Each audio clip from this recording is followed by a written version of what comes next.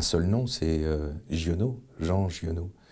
Il y a quelques années maintenant, presque 20 ans, un soir de première au Théâtre de la Madeleine, un acteur m'avait gentiment offert L'homme qui plantait des arbres.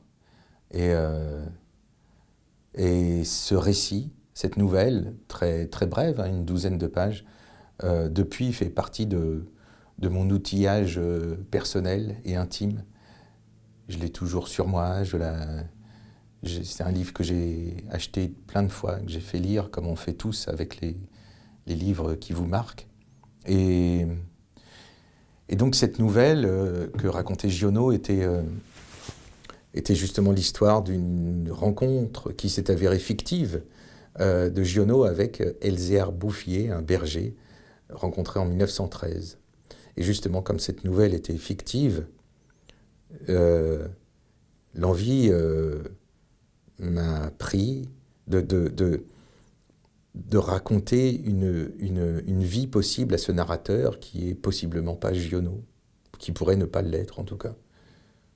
Donc oui, s'il y a une inspiration, c'est bien celle-là.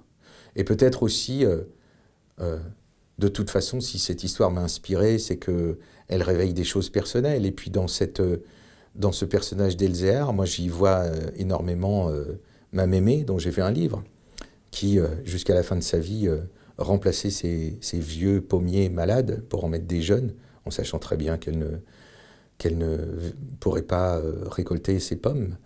Mais ce jusqu'au-boutisme dans un renouvellement de la vie, dans une façon de perpétuer. Et donc je pense que si la nouvelle de Giono a eu un tel écho en moi, c'est qu'elle venait réveiller des choses aussi très intimes.